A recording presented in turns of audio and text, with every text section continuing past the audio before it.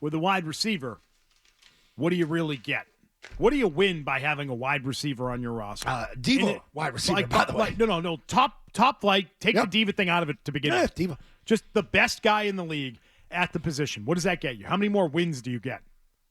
You plug him in last year on the Patriots. You plug Justin Jefferson onto the Patriots in 2023. Yep. How many more wins do they have? Maybe 3. No. Maybe 1. Maybe. A couple close games they were in. It just doesn't give you enough. It doesn't give you enough to turn your team from a loser team into a winner. You need more. This is why I'm like. That's my point. This is why I came off the Harrison pick, and I knew where you were going. I knew where you were going to go. You understand what I'm saying, though? Like, you add the best receiver in the sport to your roster. How many more wins is it worth? Okay, you say 3. I say 1. Now, do that at quarterback. Functional offense. Do that at quarterback. You had Patrick Mahomes to your roster, and you're the Patriots last year. 6. Okay. Yeah. Right? And you've got a team that's flirting with being in the playoffs. That's the difference in positions in quarterback and receiver. People are smart enough to know that receivers are only worth so much. So that's, I think, one thing. The other thing is what you just mentioned, Zoe. You say diva. I say just receiver, because when you're a top receiver, it comes with the territory, and that is the guy wants the ball, and he wants his catches, and he wants his touchdowns. This is the same thing that Stephon Diggs went through when he was in very similar in Minnesota. Yep. Before he got traded to Buffalo, and I think it's the thing he's going through in Buffalo again. Same thing again. Except he doesn't have the same ground to stand on now. Yeah.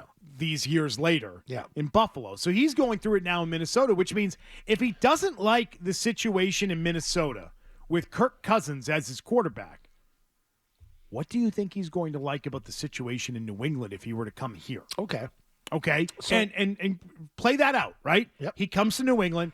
You traded for him. He didn't sign with you. He didn't willingly come to New England. He goes from playing in a dome half the year with Kirk Cousins to playing outdoors with a rookie in New England. And he's approaching free agency and approaching his first payday in the league. And you then what? To keep him, you franchise tag him to try and leverage him and keep him? What kind of relationship do you think you're going to have with this guy? Terrible. It's going to be a terrible situation. The timing aspect of it is off for me with a guy like this, because bona fide, unmitigated superstar, best in the league at what he does, and you're sort of in a rebuild on offense. Like, he doesn't fit your mold. That's why I came off the Harrison pick too, because even Harrison as a rookie sort of doesn't fit it for me, because, well, who's going to throw him the ball? You're right. Who's going to block? Well, you're kind of right. Who's the tight end? Well, you're kind of right. Who's the number 2? We don't know. You got a lot of needs, and I think when you look at that pick and what you could get for it. Now, we could still talk about Minnesota. It doesn't have to be Justin Jefferson they're trading here. It could be, hey, we want to flip picks with you. I'm going to give you 2 more first-rounders and maybe a second. Oh, do you? Okay, let's talk. And that's without having him, because I think they're in that spot of 10 to 15, and we're kind of okay every year. We're in the mix, but we got to do something. We need an impact guy. We got to go get somebody. And that's why you make that type of trade. I think San Francisco was like that. We're always kind of there. We're knocking on a door. But shoot, we see that player at 3. Let's trade 3 number 1s. Let's move from 12 to go get that guy. And they're still a good team. But, like, Minnesota's not like a dog-ass team. They're kind of there, but they're not there, if you know what I mean. So they're one of those prime candidates to make that type of trade offer for you. Somebody that's drafted anywhere from 10 to 15 that wants to get up into the top 5. Would you like me to give you a mock trade as presented by Evan Lazar? Absolutely. Patriots.com. I already saw this. Go ahead, though. Give it to the people. Okay, to the people.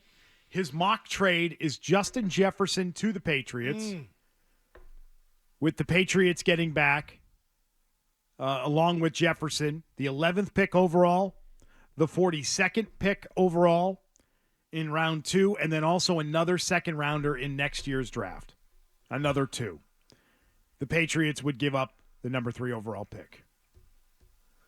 With that, they would then go to work. They would draft a tackle. Fashanu out of Penn State. I hope he's there then. Would be the 11th pick that they would take. They're saying he could go top 5. They would then take Michael Penix at 34 overall. They would then take Jatavion Sanders out of Texas, the tight end, at 42.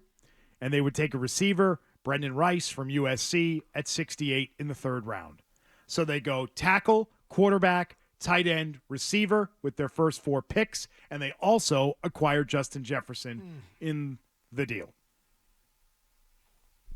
You could still sign a veteran quarterback. Did you hear what Elliott Wolf said this morning when he said we need to weaponize the offense? Yeah. That was exciting. I enjoyed that. That's a weapon. I like that. That's a big weapon. I like his approach. He thinks they suck on offense, which he's absolutely right about. They have no weapons. They have really nothing.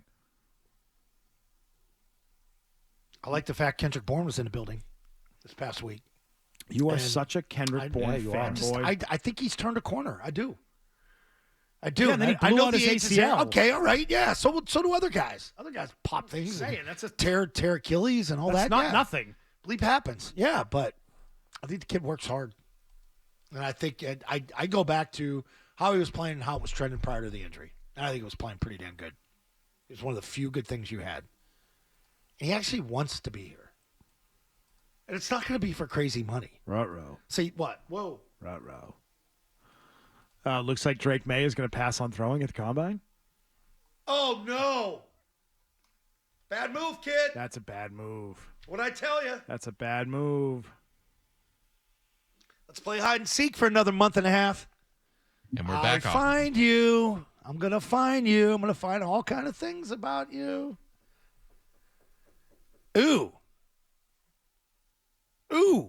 Trade it.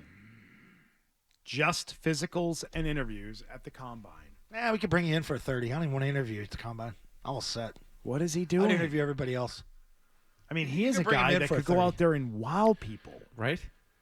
That's what Justin Herbert did at the combine. And remember, Herbert operated every day, not under center. It was always in the gun. And in the combine, he got under center, and he actually showed you he could 5-step and 7-step drop. I'm like, holy crap. His feet look quick. Ooh, that was a 50-yard rope. What are you afraid of? You afraid of the gap isn't that big between you and Penix? Hate to You say and it Nick's- so, but your combine might be dead. Yeah. That's the way it's heading, right? Yeah, if the top 3, all 3 of the top 3 quarterbacks don't want to participate in it, yeah, I think it's kind of dying. Yeah, just remember, Zach Wilson didn't throw either, and then he had his pro day, and you all got wild at it when he rolled left and threw all the way back across the right. Yeah, just remember those days. You were wowed by the Sam Darnold pro day Yeah. in the Look, rain. looked Yeah. good to me. And you know whichever one I thought was a dog-ass pro day? Who? Osweiler's. Remember You're when right he about worked that out? He had a better career than the other 2 guys who just named. And he was Won a Super Bowl. all he did was play with his hair that day. I'm like, I couldn't stop watching. I'm like, stop freaking touching your hair. What was he doing? You know what? Just flicking it. You know, like if you have long hair. Hey, I'm cool. flicking it. Put a headband on.